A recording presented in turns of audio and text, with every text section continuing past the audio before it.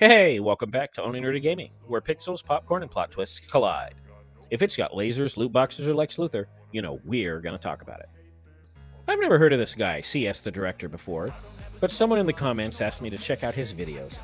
So big shout out to Felix _Hernandez98 for the suggestion.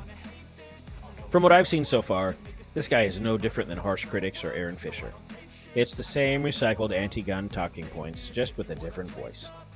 So let's see what he's saying about James Gunn, The Batman Part 2, Peacemaker, and now Superman supposedly uniting DC fans against James Gunn.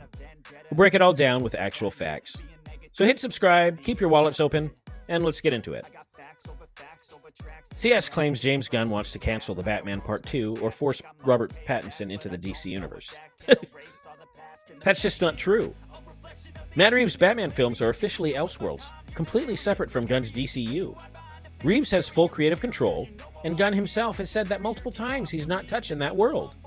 There's zero evidence that Pattinson is being dragged into Superman's universe.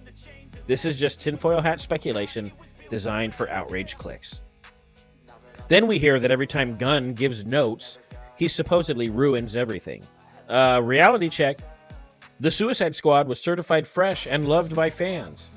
Peacemaker was one of HBO Max's top-performing series, and Superman is already crossing $500 million with strong audience ratings.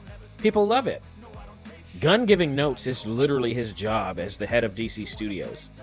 Calling every decision a ruin is just lazy criticism. Next, CS paints this picture that Peacemaker is flopping, and John Cena had to puppet the crowd into clapping at Comic-Con. There's no actual footage or credible report backing that up. Peacemaker Season 1 was a breakout success, renewed before its finale even aired. Cross-promotions with Fortnite and Mortal Kombat aren't desperation moves. It's marketing. They're what successful franchises do. Fans wanted more Peacemaker, and WB is delivering. Then comes the wannabe Zack Snyder argument. Gunn's tone is nothing like Snyder's.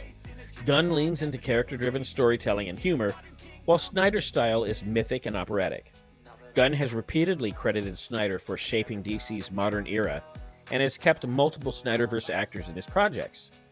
Being inspired doesn't mean copying.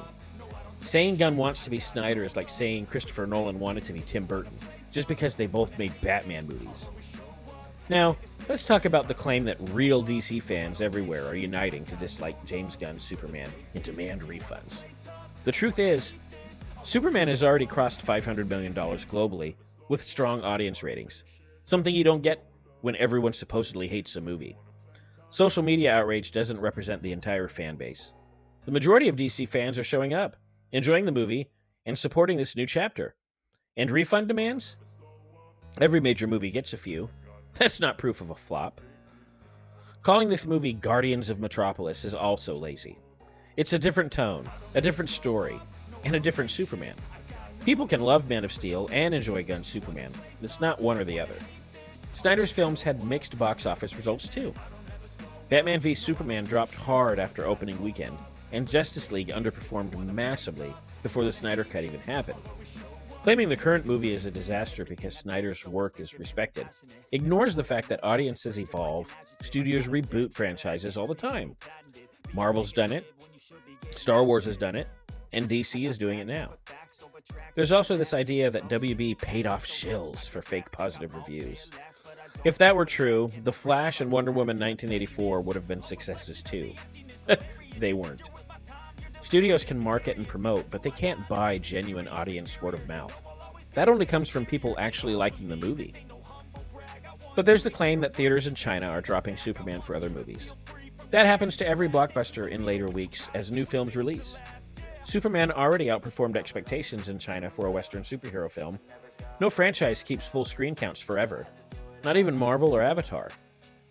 And finally, CS says the DCU has no foundation and that Supergirl will be canceled like Batgirl. But Superman itself is the foundation. It successfully launched this new DC universe. WB isn't shelving the character that's already testing well and building hype. The Batgirl situation was a unique tax and restructuring decision that does not apply here. At the end of the day, CS the Director's videos lean on conspiracies, exaggerations, and selective outrage, just like Harsh Critics and Aaron Fischer. It's the same script dressed up as truth. The facts are simple. The Batman Part 2 is safe. Peacemaker is thriving. Superman is a success. James Gunn isn't copying anyone. He's building a new foundation for DC. So whether it's a harsh critics, Aaron Fischer, or CS the director, it's always the same story.